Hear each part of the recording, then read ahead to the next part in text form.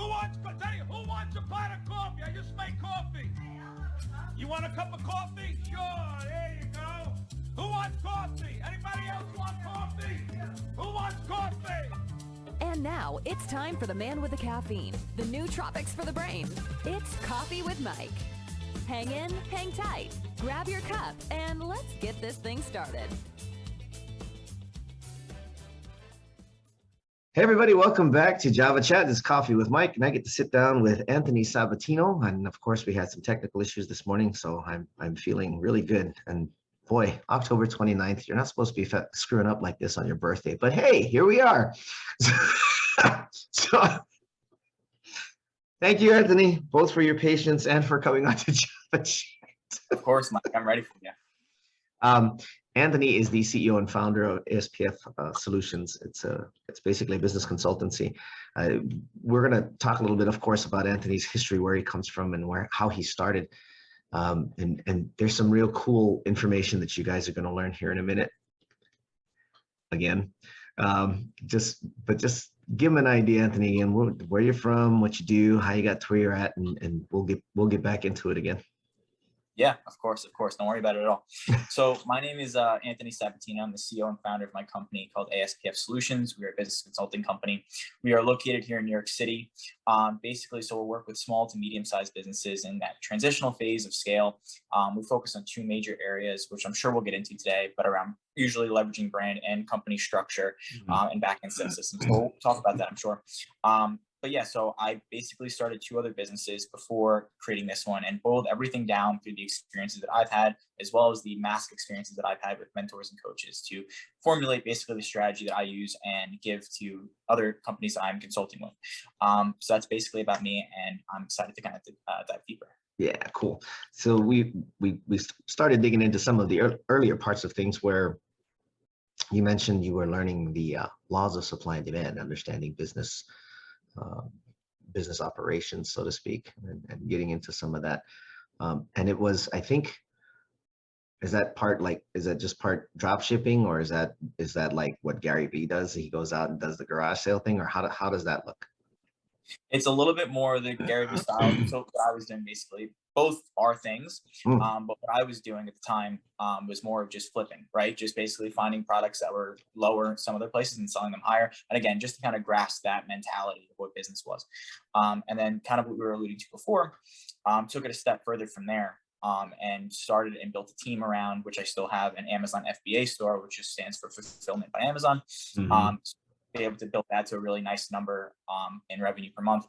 So started out that to kind of really hone in the entire process of e-commerce. So built an entire company off of that as well.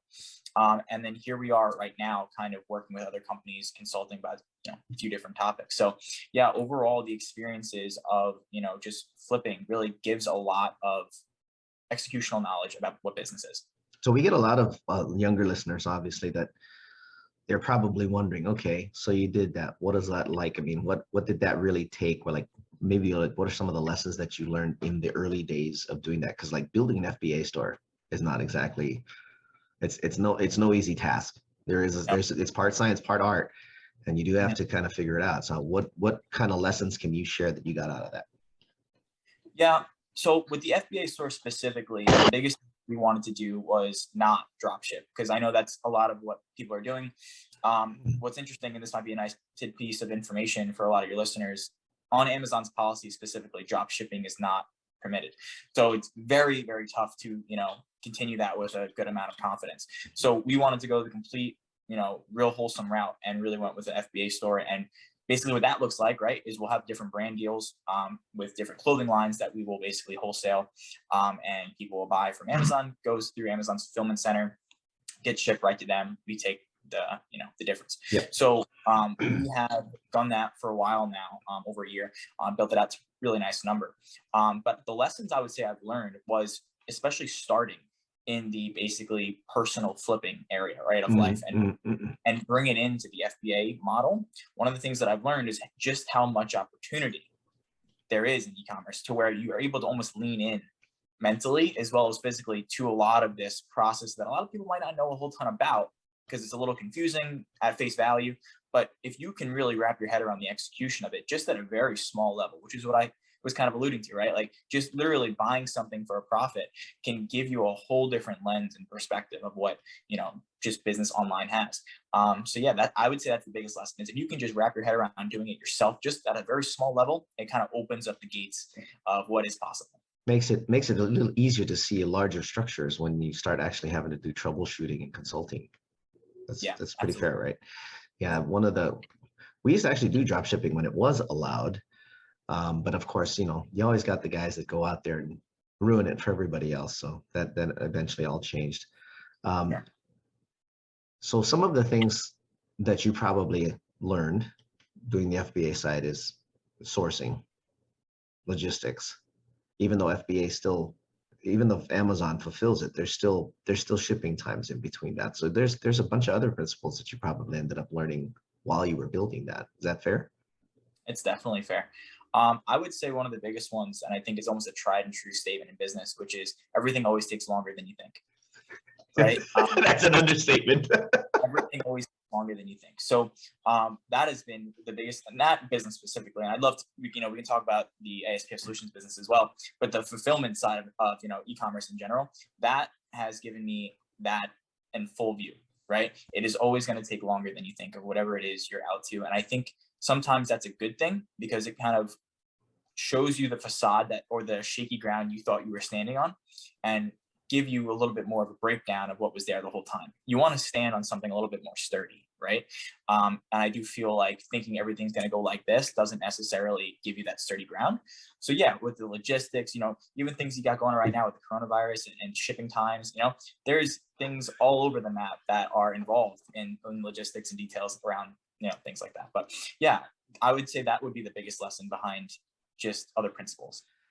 What's really interesting is that, because I'm also a consultant too, how often in the space, any space for that matter, do we see business owners having those unrealistic expectations? Like, we have a goal, we have a timeline, and you look at it and you go, I'm not so sure that timeline is realistic. Oh, no, we can make it. We have the team. We have this. It's like, yeah, but you're not accounting for a couple things, like the stuff that can go sideways that you have no control over. Mm-hmm. And if you don't give yourself enough padding, you're an accident waiting to happen. But yeah. How many times have we run into that one? Too many times. And I have an interesting perspective on that, actually. So you can I tend to look at things very tactically, right? So there's, like you said, right, there's 2 or 3 things that you can control that are physical, tangible things in the business side. Mm-hmm. You can also look at it on the other side of the coin as a more like a holistic overview of what the perspective and insight of what you're doing is, right? So I tend to lean into that a lot when the tactics are evident. So you can look at it this way as well. If because like you said, we both dealt with business owners and businesses themselves that struggle with this. So one of the things that I'll always bring up is, well, instead of you thinking that you can just make it happen in a certain amount of time without accounting for all those other things, what if you're actually just over rationalizing your fear of not wanting something to happen? And you've convinced yourself of X, right? And that has given you this complete vulnerability and downside that you can't even see because now you're too inside the bottle and you can't read the label.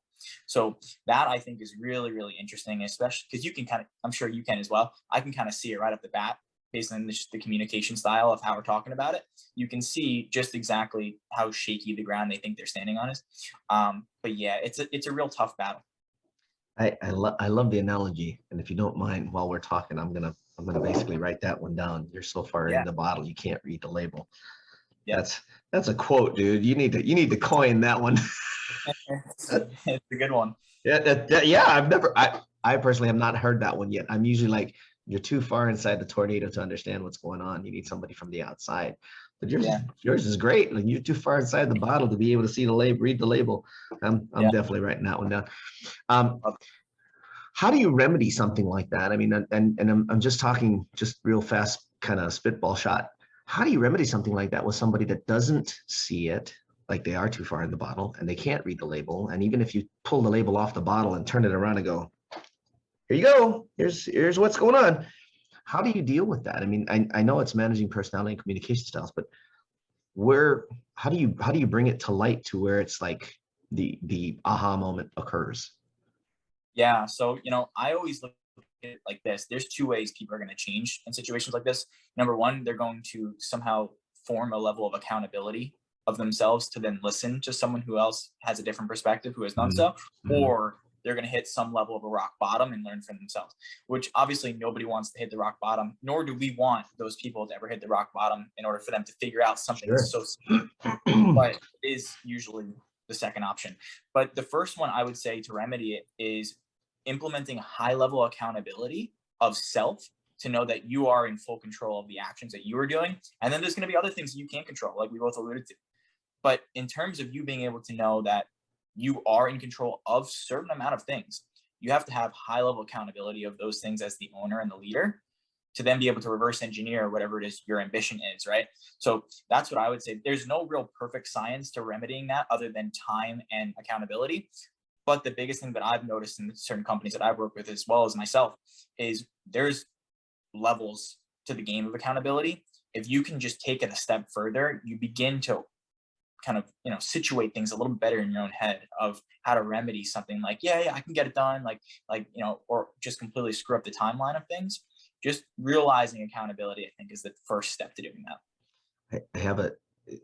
It's interesting. I see a mix of that where some of the leaders do take the accountability to a good level.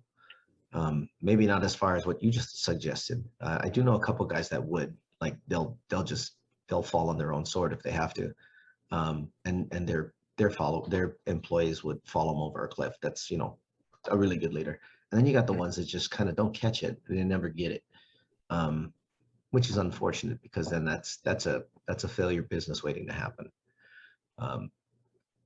Motivating somebody like that, I mean, is there a way to do it? Have you ever come across a situation where you were actually able to take somebody who was like, nah, it's not me, to a point of, okay, maybe it is.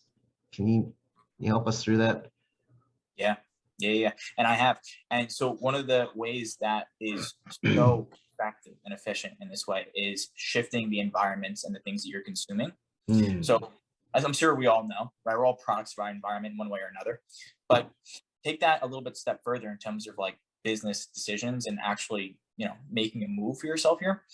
When you're in a position like we just explained, one of the best ways that you can get it to the point of, oh no, maybe I can, and then actually doing it, is shifting where you are standing in your own environment. So I like to pride myself on doing this because I've spent a lot of time, a lot of energy, a lot of money through other coaches and people who are much higher levels than me, being able to kind of lift me up. And I think everybody knows that they should do that. It does become very difficult to do it.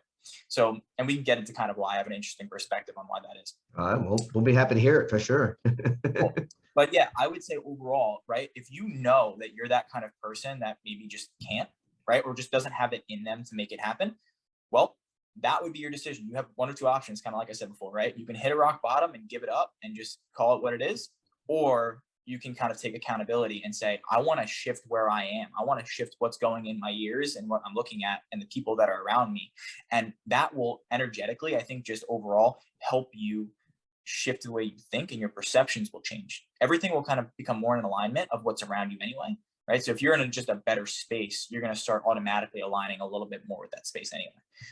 But like I said, it's very hard for people to do that, even when they know that's the case.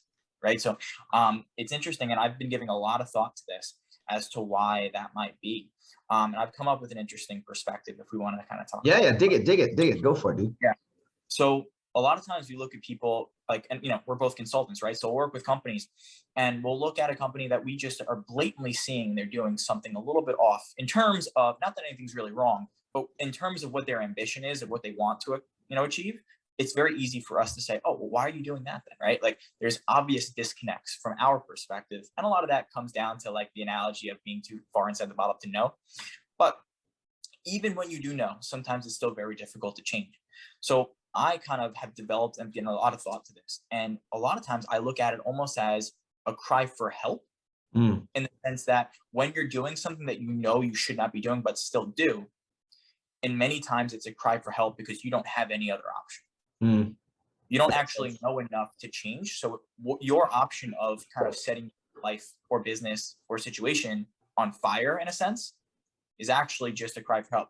The interesting part, and this will kind of be because we can change topics here, but the interesting thing about the fire analogy there, right? Think about that, right? When you're operating a business or even your regular life, right? You're doing something that you know you should not be doing.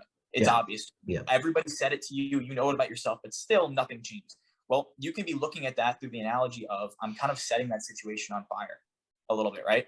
Yeah. Interesting thing about fire, if we look at fire as is, fire is a purifying element. It is. Right? Think about cooking, think about anything, right? It purifies whatever it is that it is doing. So if we look at it almost like a subconscious kind of thing, when we're doing things that we know we should not be doing, even when everybody else in our circle is telling us not to do it, yet we still do it, it's actually just a subconscious way to purify the idea of doing so because we don't have anything else to do. It's a cry for help. So especially when you look at this through a real lens of empathy, because right, we work with business owners, it gives us this extra level of empathy. Be like, okay, I understand now why you're doing something. And I think that's really interesting. I think that can be very effective for a lot of leaders. It can be huge for a lot of leaders. It's kind of one of the things I've talked to a couple of friends about this thing of empathy, one of which right now is highly lacking just in society in general. There doesn't seem to be enough empathy or compassion going around. There's a lot of anger. There's a lot of other stuff happening. And that just falls right into the workplace, that falls into the businesses because everything else that's rolling around. And I would think that would lead back to the statement that you made about high accountability as a leader. If you're going to lead a charge, if you will, you need to do it with empathy, knowing that the warriors that are behind you are actually with you. Because if they're not, you need to have a chat with them before you go running off into the sunset and find out you're by yourself. It's no fun task to lead a multi-million-dollar company and everybody that's supposed to be supporting you is like, okay, yeah, he's good. Yeah.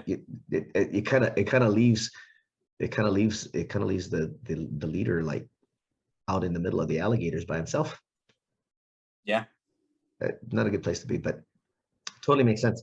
You've had mentors that have helped you with your business. And we'll get into that, more of who those were in the next one. But just as a precursor to how you've gotten to where you are, how many have you had? Yeah, I would say 3, and I think 3 main ones, of course. And then I always think you can label a mentor in your parents, yep. But I would say people that I would really call, like I specifically seeked out for a reason, I would give 3. The main one to me that I still work with to this day, he's by far been one of the most transformational in the sense of me working with him as a client of his and him being my coach. And we focus mainly, and I think you might even be able to tell this based on some of my answers, but we focus heavily on emotional intelligence and really gearing in heavy on that side of things. It's funny, I'm not sure how much you looked into anything of my content or anything, but literally on my website, as well as on the bios, on everything that I have, the motto of my company is business is simple, people are complicated. Yeah, I saw that. Yeah, I believe in that so strongly. And I think the more that you kind of level and evolve your relationship with self, I think everything around you as well as the business begins to level up, aligning with that. Yeah, that's what I would say. Yeah, I have a couple of friends that are actually doing one's doing a program specifically. It's kind of like a choose your own adventure kind of coaching program, which is going to be really interesting when it launches. But he's real big on that, what you just said, which is business is simple. It's not hard. But people, on the other hand, yeah. And then he's been walking it through a thing where it's like, it's a game. And there are rules, but nobody knows who made the rules, and they can be changed. So if you're willing to make the change in the rules for the better, life changes too. You don't have to be who you are if that's not who you are. Someone else said something and you picked up on it and thought that's who you needed to be. And leaders run into this all the time. I need to be this for my people. Well, who told you that? Why is that? Why is that your standard? Because it might not be the standard that's necessary. It may need to be a higher standard. It may not need to be that high. It just depends on each situation. So emotional intelligence is like a huge thing with me too.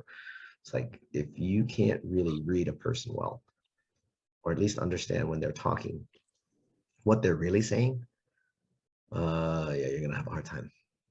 I agree. And even take that through a different angle too. You think about, if you can't read another person, if you can't read yourself, well, then you have no chance of reading the other person. One of the things that I've learned, it's so simple. It's like a great little pack a punch phrase. Basically, it says, if you can spot it, you got it. Right? So like, if you can see it in another person. You're giving me a lot of good quotes for Twitter and stuff like that. So keep them coming. I'm trying my best. If you can spot it, you got it, right? So it's super simple. It just puts in perspective how easy that makes it look. If you can see something in somebody else, well, then that means you can see it in yourself, or at least have seen it in yourself, or you can see yourself in the future doing it. So I think understanding more of self-awareness, which I think, Gary Vee says it, but a ton of people are pushing that because it's so important. And people think, yeah, it's a sexy term. It's all over the internet. But if you kind of reverse engineer what that word actually means, and you look at all the billion of different things you can do behind self-awareness and how that affects your life and people around you, then you'd give it a second thought, yeah.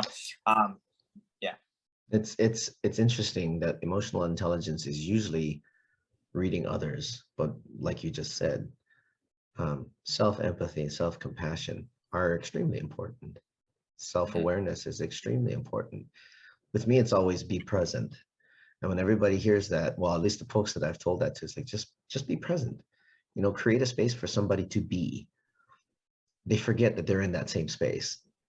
That space is also for them to be. And sometimes I have to remind them, it's like, it's not just them. You're there too. Don't forget about you. I mean, you're a part of this equation. The only way you're going to have a conversation is if two people talk. One person talking is a lecture. That's not a conversation. And I think half the time some consultants forget that when they get into a moment of talking with the leaders of a company, they end up talking more at them than with them. And it kind of misses the mark. That's cool. Guys, we're going to take a short 30-second break. Golly, that went quick. Wow.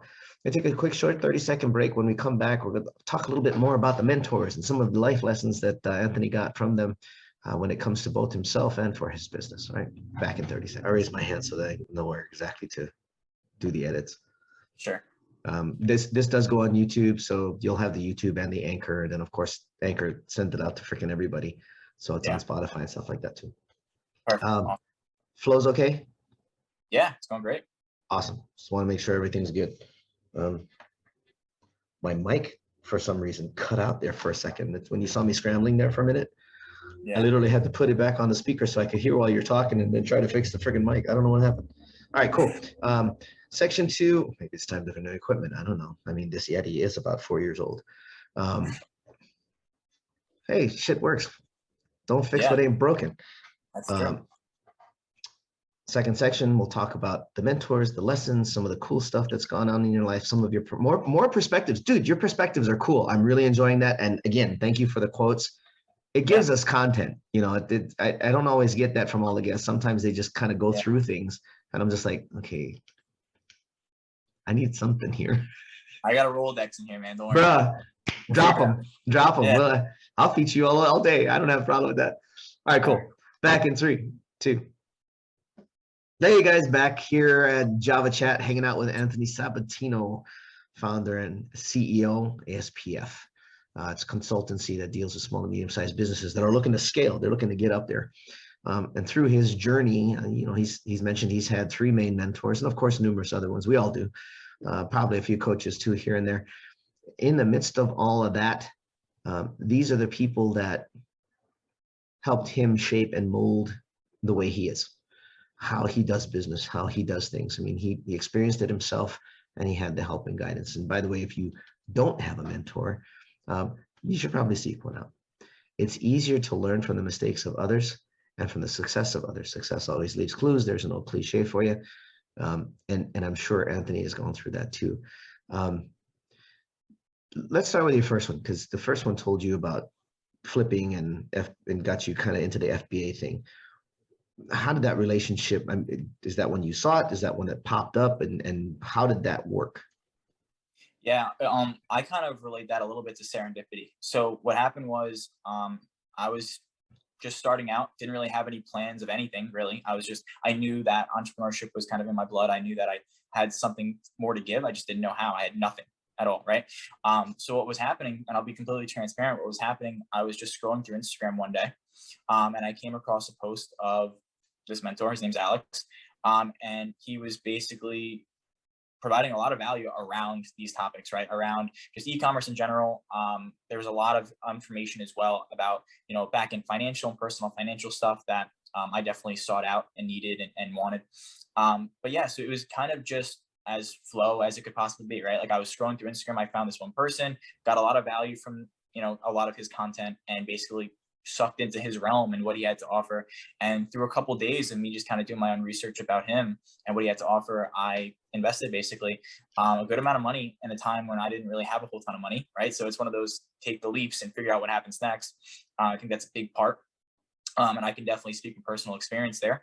I can even give a really interesting story. So when I did that, like I said, it was a hard financial move to do at the time. But one of the most interesting things that I thought of was, hey, let me not tell anybody, right, that I just did that. I was very scared, to be honest, right? And I think that's important to bring out to your audience, right? There's a lot of fear, not only of making the first move to do it, but also to tell anybody that I was even involving myself in this world. So there's a lot of fear there. I didn't tell anybody for a good 2 to 3 months. And I was just basically, nose to the grindstone, trying to figure everything out, because I was trying to make the big, massive decision I just made to get work, So yeah, a good 2 to 3 months, I didn't tell anybody, and I was just learning and implementing as best as I could.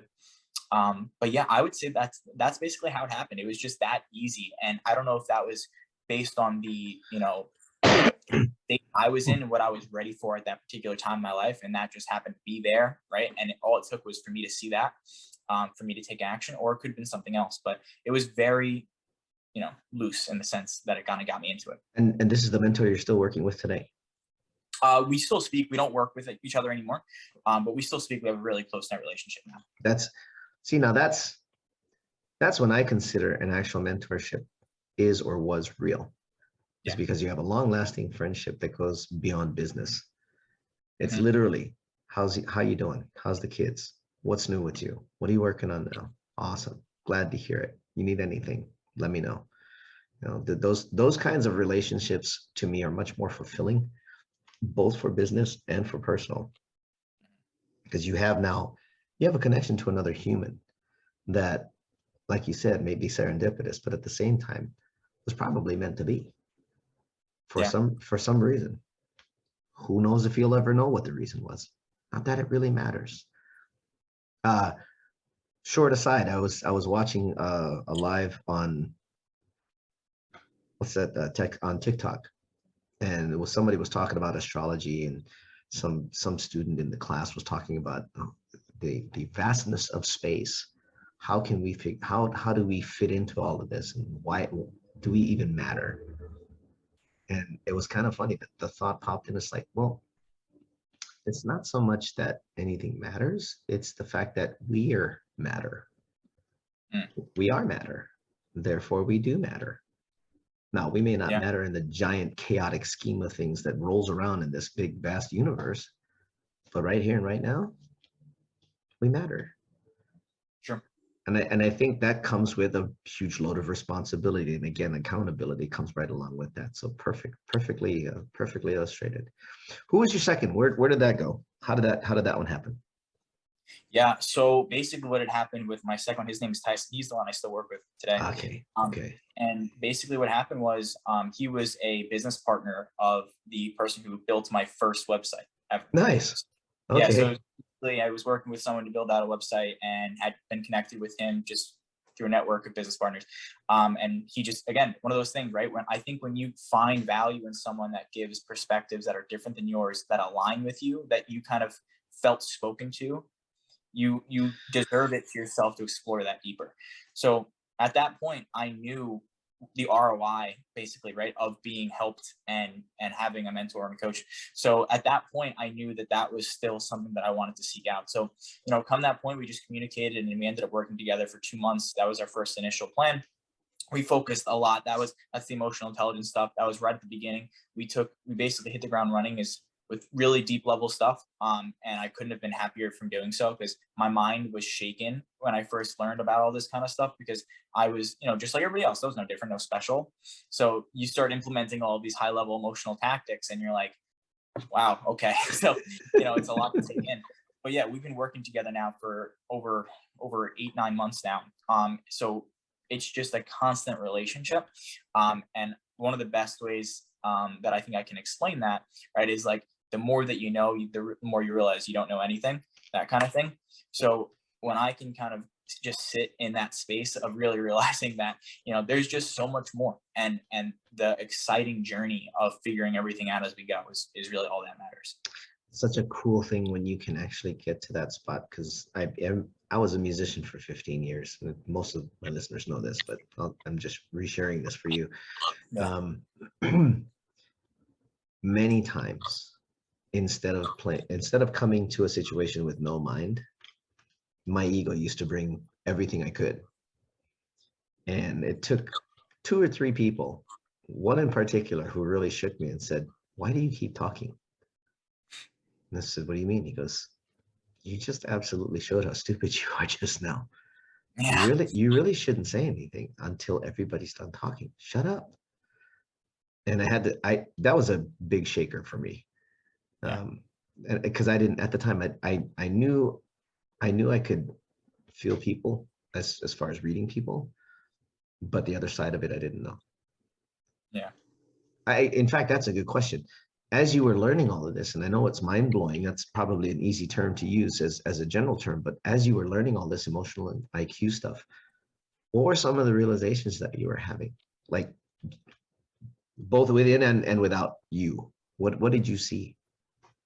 Yeah, I'm glad you asked that. So one of the things that I noticed, I want to say maybe within the first month or so, of really giving this a good at bat, like really, you know what I mean? Like really diving into it, not shaking away, not steering away, like really leaning in. I started noticing that everything around me was changing in ways that I wasn't controlling. Right. And I know that sounds a little like, woo-woo-y kind of stuff, but the reality was, gave me at least the realization that you actually are more of a creator in more ways than just like content and social media, but like you do actually shift a lot just by nature of how you are, right? So once I started realizing how different people were around me were treating me in good ways and better ways, and how I was treating them, and just the different people that were walking into my life effortlessly, I started really realizing you just have to kind of take a step back and be like, all right, like I'm not doing anything. You know what I mean? Like you have to kind of really buy into that at some point where you realize, okay, let me just keep leveling me up, right? And allow what is to be. That really, I think, in my opinion, it creates more of a fulfillment throughout the journey. It's a huge thing when you can really see. Most people walk through life not. Sure. And half of that has to be with the fact that, and it's funny, everybody, and this is just an opinion, I really feel like everybody does have at least a little bit of emotional intelligence. Yeah. It's whether or not they actually develop it to the point that they can really make good use of it in a positive manner. Because I've also seen it used manipulatively, which I don't appreciate. But if you really understand what's going on in a situation, again, being present, you can shift the situation in a heartbeat. It could be just something with body language, or it could be an actual word said. You just never know unless, like you said, you never know unless you know you don't know and seek to find out. Seek to understand. And that's still an old cliche, seek to understand before being understood. It's still being done a lot today, and I don't know why people still do it. It's like, you don't really get any satisfaction out of being that way. Why do you still do that? It's even changed my perspective on a few subjects where it's like I was a staunch holder on a certain opinion, and finally taking a look at the other side, I went, okay, there's some new facts. And I probably should have heard before I started having an opinion, but it is what it is. Okay, so number 3, who was number 3? Yeah. So his name was David. At this point, right, this is fairly recent, maybe 3-4 months ago. Basically what it was now at this point, right, in business, I had my own network. I had partners of my own. I had people all around me. So I was introduced just through a network of a friend, and wanted to work with him because he offered almost same thing, very emotional intelligence based, very base everything from yourself, and then the things in your business will be more easily, understood, and you'll know what to do next. Basically, was the whole premise. So a lot of big problems, and I'm sure your audience will be able to relate with this. The lack of clarity is almost a pandemic in and of its own, right? Like Huge. Clarity is so desired Yeah. because all we want as the entrepreneur is some level of control of like what to do next. Like we need to figure out so it makes us feel comfortable. The reality is it's not comfortable at all, right? Nope. Like the hectic nature of a business doesn't equate comfortability. So, but we so desperately want it. So the entire process and premise around working with David was I really wanted to ensure that, okay, great. I understood all these really in-depth emotional intelligence things. And I really was noticing a lot of differences and really amazing ways. But I want to start figuring out more of like, why am I actually affecting all these things, right? And what does that mean to me? So I started working with him, and we started really doing that a lot in terms of the business specifically, right? So we'll be looking a lot about what am I actually doing that's affecting the business. A lot of that comes down to leadership, right? Like a lot of things within the business structure I'm talking about, and how we introduce a lot of these emotional intelligence things like empathy, self-awareness, self-compassion outwardly in a business structure to allow the business itself to grow to what it's supposed to be, where it still makes you feel fulfilled about the business, right? It's not just about transactional money now. It's more about impacting the people around you. So I really, again, I felt spoke to with that type of content and that type of value that I really wanted to surround myself more with that to inevitably lift myself up around it as well. So it's the same thing that I kind of always, I guess, spread, but almost doing it from my own within as well. Like actually saying to myself, I don't want to create an upper limit belief on purpose. Like I don't want to be my own limitation. Let me separate from that and let me be surrounded by somebody else who I know knows more and can do more in a different angle. And let me be surrounded by that. So and again, it's just one of those things where I genuinely feel when you know more about you, everything around changes. Because you think about business, it's a relationship art and a science, right? Like it's all about relationships. And you can even look about, branding. You can think about marketing in general. Your trust and credibility is everything. Yeah. And people can smell you from a mile away if you're just trying to sell them something. So what are you actually trying to do, right? And a lot of that comes down to what you know about you, because your insecurities are going to come out and show and play around with whoever it is that are in front of you if you can't get a grip on them or at least be aware of them. Yep. So that is something that I focus on a lot, even still to this day, but as a continuous improvement and an incremental type thing, I really, really believe in that. That is amazing. It's kind of, it's refreshing to hear somebody talk about this in this manner. A lot of times I don't think we dig far enough into the subject. It's always deeper than we think. Yeah, right. Think hard and good things happen. It's kind of there's so many cliché terms that run around everything that you just talked about, including manifesting and all of that stuff. And it's like most people are like, the terms are becoming passé, and I get it.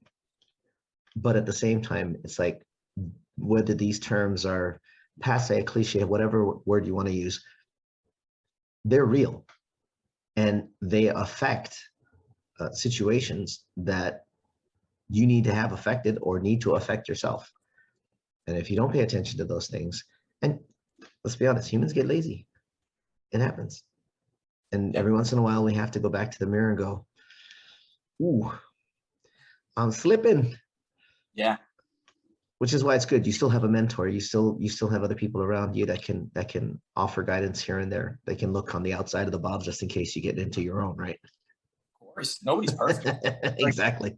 Like for someone to say, oh, I don't need to learn anymore is bizarre. Oh, I have a library of books and I go back to the old books because I keep forgetting shit. This is not unusual. It's human. Exactly. It's human nature, right? That's the point. So like the second that you start thinking that you're the know-it-all, just like your kind of example, right? Where someone told you like, hey, stop talking, right? Like you kind of fall into it all the time. It happens to all of us. Like it's nothing to be overjudged of, right? It's just simple human nature. So just being surrounded by people who don't exactly allow that, you know what I mean? Like can point it out better for you, because it's very hard for us to point it out ourselves. It's better. You remind me of a story of all people I'm going to use as an example, Shaq. Shaq talks about how he basically blew about $1 million when he was a young basketball star. He wanted a black on black Mercedes. And this just started going around recently. I just saw it. It was an interview where he was talking about he wanted a black on black Mercedes. He went down to the dealership, bought it. It was $156,000. It was probably an S-Class, most likely. That's about what those run. Got home, dad comes out and goes, "Where's mine?" And Shaq's immediate reaction was, "You know what, Dad, you're right. If it wasn't for you, I wouldn't be here." So they went back to the dealership and they bought another $150,000 black on black Mercedes. And they brought Dad home. And Mom looks up and goes, "What about me?" So they went back to the Mercedes dealership and they bought another 3 Mercedes sitting in the driveway of this new house that they have. Yeah. And he gets a call from his banker. And he's like, "Shaq, I got to talk to you. We need to have a chat." He says most basketball, most athletes, when they finish playing, whether it's baseball, basketball, football, they usually end up with nothing because they don't know how to manage their funds. You're a young, bright star. You're on fire. I don't want to see you end up like that. I want to help you manage your money. We're going to make this work. And if anybody knows anything about Shaq, he's got a philosophy of it's not about how much money you can make. It's about how much money you can keep. I have a feeling that came from that banker, but that's the whole surrounding yourself with people that know more than you to make sure that you're covered. And that one literally presented itself as a result of, holy shit, this kid's just throwing money out the window. We got to talk. Yeah. Yeah. We've seen that in companies. We've seen that, where sometimes they have such a budget, they throw money at shit to think that the problem will go away. And that's not the right solution. We've also seen it where they didn't put the investment where it needed to be. And of course, the leadership was like, no, we don't really need that. Interesting. To piggyback off of, actually, since you brought it up. So you think about, people, a lot of companies will throw money at something, think that's going to solve the problem. Well, this is going to walk right into both of our fields here within marketing. But think about this, because this is the most evident way to look at this.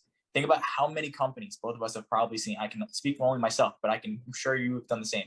Think about how many companies that think that if you're not throwing a ton of money into paid advertising, that throwing money into paid advertising is somehow going to be the silver bullet. Right? It's crazy, but if anything, that's what a lot of people believe and a lot of businesses believe.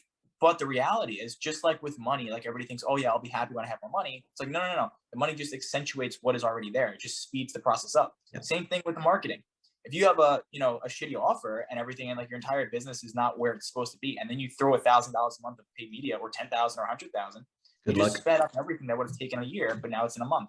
It shows you everything of what is there. So the Shaq example is a perfect, analysis of that. Oh God, I hope everybody just heard what he just said. Yeah. Like fucking really? Because, okay, so truth be told, I was a big paid ads guy for a long time because I dealt a lot with or learned about machine learning, AI, and identity resolution. I have 2 friends that are awesome guys in the industry, and they have the ability to bring data to the table that really digs into Facebook and Google's pockets, which I totally love because I don't care for either one of them. But they're the places that you have to advertise for now, because one actually built Web 2.0 and the other one basically dominates most of the social medias. But you end up renting data from them.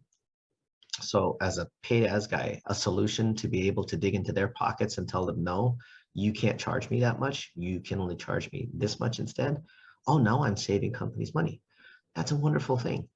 But on the back end of it, there was still no SEO. And there were still no further strategies. There were still no brand management strategies. There were still,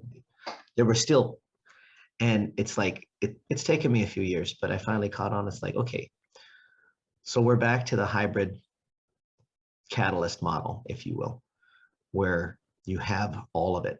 You have some paid ads for the short term. You definitely have SEO for the long haul.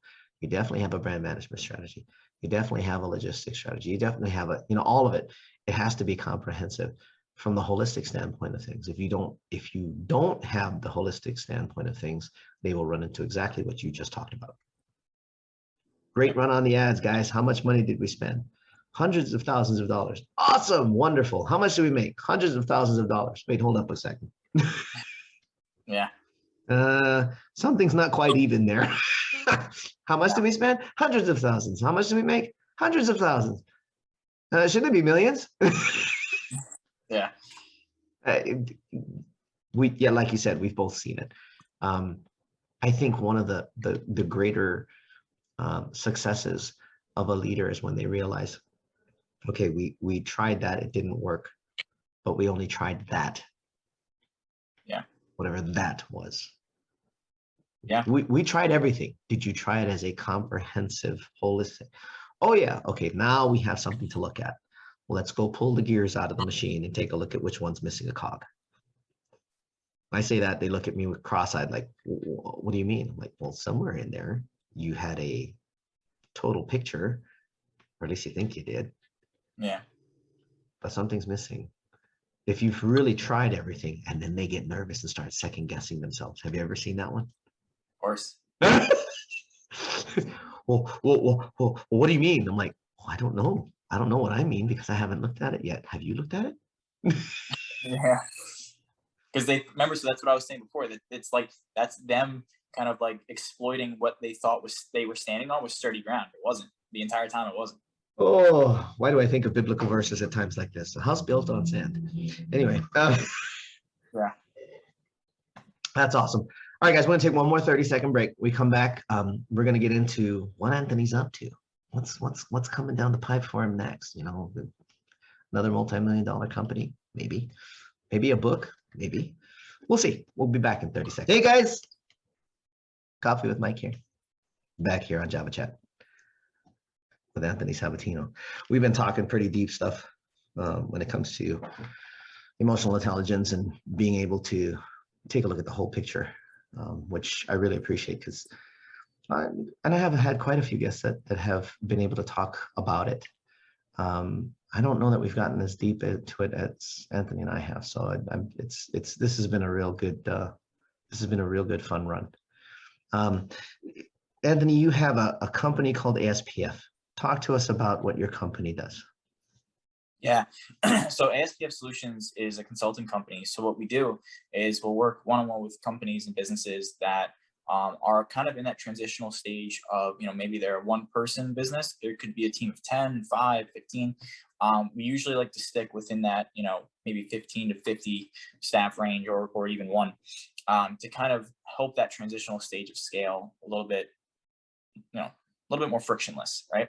Because there's a lot of things that go into that. So we focus a lot on, brand leverage. So whether that means through social media, through press, things of that nature, but we want to make sure that the branding is actual branding and not just a facade for transactions. So we put a very heavy, focus on that to ensure that you're building trusted brand.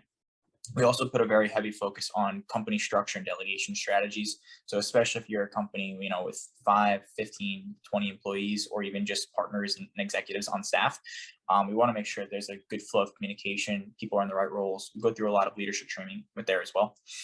That's a lot where we implement a lot of this emotional intelligence stuff that we kind of alluded to today.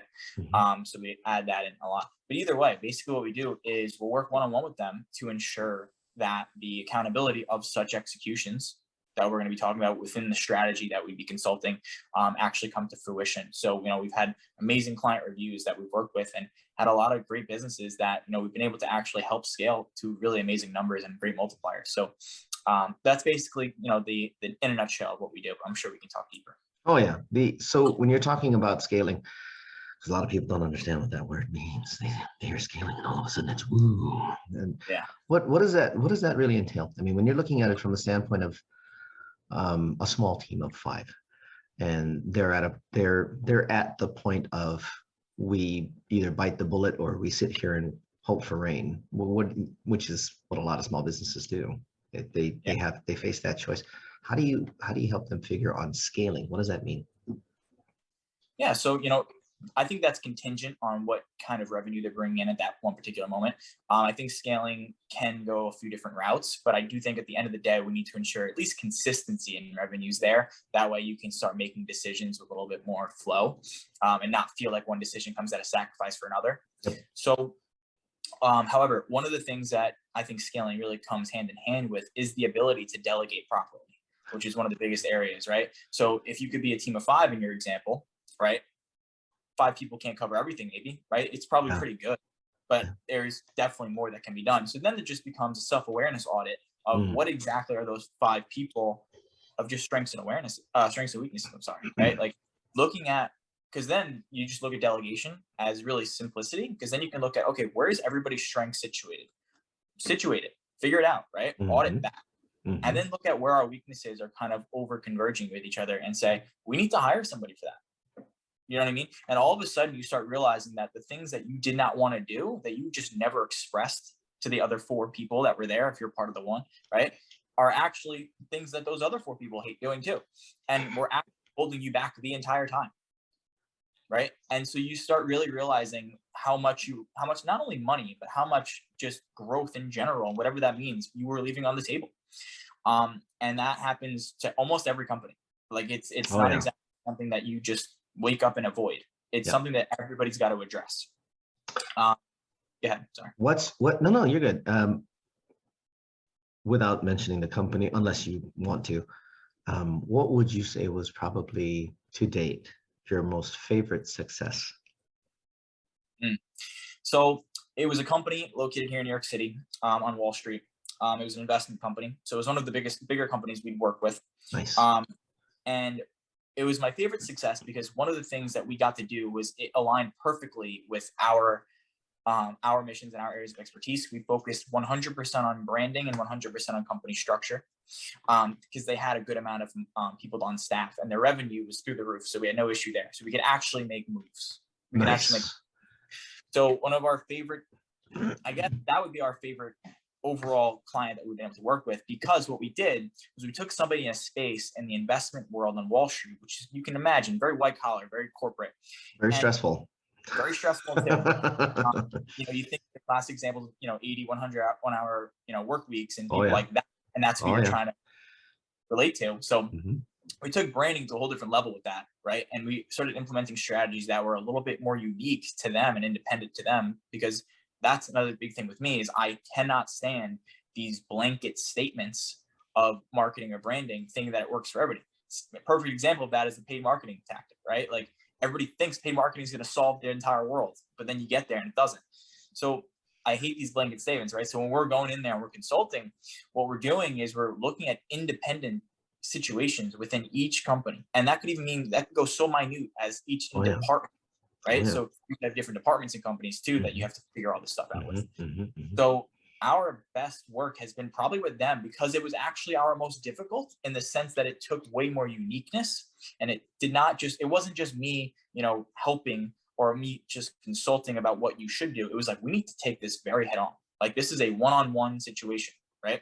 And I think that was kind of where we exploited our best service, our best ability to help something scale, because they had revenue, right? It's a lot of other small businesses they work with, they have revenue, but definitely not to their scale. Sure. We were able to kind of, great example thing I always like to bring up is a lot of small business owners and entrepreneurs, they kind of put these bigger companies, and when I say bigger, I mean with staff, revenue, anything that you consider bigger, they put them on a pedestal to think that they're that much different than them. One thing that I can say from personal experience is that all of the problems and all of the issues and disconnects that these small businesses are struggling with, all the bigger ones are struggling with the same ones, just with scarier numbers attached to them, right? Yep. If you can really acknowledge that, you bring everybody back to this even playing field. So you look at, independent strategies in consulting, that was definitely at least my favorite, and my team's because we were able to really get things very specific. It's one of the cool things that I witnessed through one of the associations that I am a part of, where when they have their yearly conference, they get a lot of large sponsors, everything from Microsoft onto other well-sized companies that are considered mid-sized to enterprise. And when I go to that conference and I hear the people that are the experts talking about things, I kind of chuckle to myself. If my business partner's there, we literally create a table in the back called the chuckle bucket, because we sit there, we listen to them, we go, again, do you hear this? These guys are still working on that. Have they not figured out how to get that done yet? And then I have to remember, as consultants and as marketers as well, we're agile enough as a smaller operation, but we have the same issues. Just like you said, we have the same issues that they have. The only difference is we're agile. They're huge, cumbersome, and of course they make a shit ton more money, but their nets are still, their net percentages are still standard. You know, they're not breaking out 60% profit. They're still eking by 23% or, you know, 30%, whatever it is. And I sit there and and again, we just sit in the back, we kind of chuckle about it, because it's like, Jesus, nobody's getting any further along than anybody else. Yeah. And nobody sees it, like you said. Yeah. So when you can live in your own world, this is the same process of being so inside the bottle, you can't read the label. Like you don't even see what the companies are struggling with until you get someone like me or you who can take this independent standpoint and be like, just so we're all aware, right? Like these problems are living in all companies. Oh yeah. So it gives the small business owner and the small business team a little bit more confidence and a little bit more conviction in their actions, because it allows them to take just a little bit bigger risk than maybe they were able to in the beginning, because they say to themselves, well, if they're struggling with it and they're making 25 times more than me, well, what do I got to lose, right? Like I'm doing the same route. Yep. It's important, I think, to be able to do that. Yep. Who is typically a client or potential client for you? I would kind of what we just spoke about, right? So kind of a company, small business to medium-sized business. Usually if they're a one-person business who are looking to really scale, like they're at a point where they're really trying to scale, or mainly, if I'm being completely transparent, mainly it's teams of around 5 to 15 is really company size what we're working with, and we'll take them kind of to the next level where they're looking to go. But industry wise, if we're looking really specific, we don't really specify niche wise on industry. What we found, at least, is that we take more of a macro perspective on the consulting, and then we'd be able to take a micro level per industry. So we have a vast amount of experience in the industry. So we don't really, deny business or clientele and help based on the industry themselves. What would you say? Like, say I'm John Q. Public, obviously, and I got a business. What would you say would be the trigger for me to start looking for somebody like you? Plateaus. The biggest thing is, and that's hard to be aware of, by the way. Yes. So you have to, it's not just financial is my point. So when I look at a business and I've had, sales calls in the past, potential clienteles that we're working with in different businesses, and even just the C-level executives of these businesses, or just as equal, the solo entrepreneur, the one person business. Both calls go the same, or at least very similar way, in the sense that, we're trying to figure out where there are plateaus that you guys need to bridge the gap of, because there's many different other than financial. So and that's the biggest one probably to notice. So the biggest trigger I would say is if there's a financial plateau, that definitely needs to be assessed. But I would look at other things too. And just some examples, I would look at other things as, are you not even desiring to delegate? Are you not desiring to hire? Well, that's a problem. We don't know what that is yet, but we need to conversate about that, because that's going to limit everything. Yep. You can look at, do you not desire, or do you have confusions based around your brand purpose? And I think brand purpose is such a macro term, but what I mean is, when you look at what your credibility and trust is to the marketplace, do you have a very good sense of that? Because people can look at you as a commodity place where you're just buying and selling. I'm sorry, if you're just buying like a product or a service from somebody, you're just a commodity. If you can look at it as, do you have any desire for brand? Yes, no. Well, if it's no, and you're just kind of confused and you give me kind of that half-assed answer, right? Of like, I'm not really sure, we're on social media. Okay. That's the trigger. So there's a lot of different things. I would look at back-end systems as well. I'm a service-based business, obviously. So my onboarding and my back-end follow-ups are crucial to me, right? I'm on top of that, like white on rice. So I'm always making sure that everything in the consumer experience is important. So if I ask you, on the call, hey, well, what's your consumer, would you want to be a consumer and everybody's going to say yes, of course, it's their business. But would you want to, what do you consider your consumer experience being like, right? And then if you don't really have things laid out, right? So there's a lot of different things that I would call plateaus, but I would just make sure that all of those things you not overjudge, you have an open mind to more of a solution-based mindset. Super awesome. Cool. Where can people find you? Yeah. So you can, my biggest platform by far is Instagram. If you want to look me up on Instagram, it's at Anthony Sabatino, ASPF, all one word, no spaces, no nothing.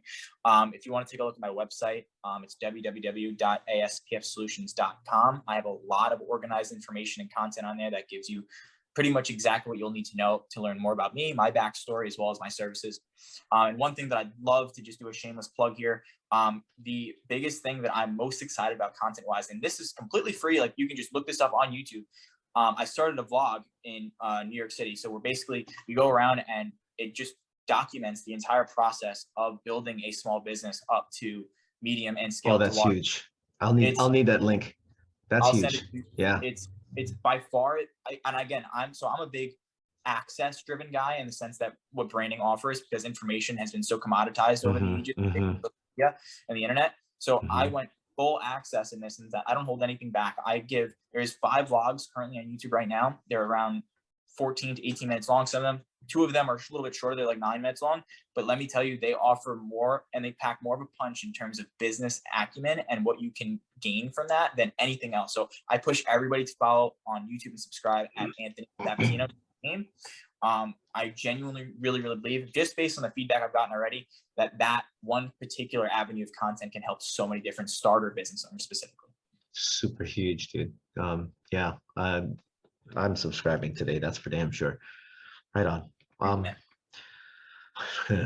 We have more to share, I'm sure. Unfortunately, we're kind of slow on time. Oh, did I lose you? There he is. Sorry, I just got a phone call. It's all good. Oh, that's right. We're on your phone. Okay. This has been awesome. And we got to figure out a time to come back and chat some more, because you got really cool insights. I'm definitely going and watching the YouTube stuff, and I'll probably have more questions on that, so that maybe we can have you back. Yeah. I like this conversation. Thank you again for coming and sharing your wisdom, your insights, your experience, your story. I'm quite sure there's quite a few people that will get a good, solid few nuggets out of this one. So I really appreciate you, man. Of course, Mike. I really appreciate the opportunity. Absolutely. Guys, if you're watching on YouTube, don't forget, hit the subscribe button and the little bell next to it, so you know when we get awesome guests like Anthony Sabatino over here. Don't forget to follow Anthony on social, and as he just told you, Instagram. Are you on LinkedIn too? I am. Just my regular name, Anthony Sabatino. Got it. Follow him. He might post some stuff over there, but definitely go check that YouTube channel out. All those links are going to be down below, you guys. You know we do that with all of our podcasts. If you're listening on any of the podcast platforms, we're on I think 12 or 13 now. Jeez. Make sure you subscribe or download. If you don't mind, if you're on iTunes, give us a review. We could use it. If you're listening to us on Anchor, that is our home page. We do have a new TeePublic store. So you can now get a Java Chat shirt, Java Chat cup. You can, I think we even have a pillow that you can buy. But go figure, whatever. I'm more for the coffee cup. That's just me. But if anything, make sure that you guys stop by and show some support. If you would, we could use it there too. Biggest one, you got to know somebody that would have loved to heard this one. Share it with them. Send them the link. Let them hear what Anthony has to share.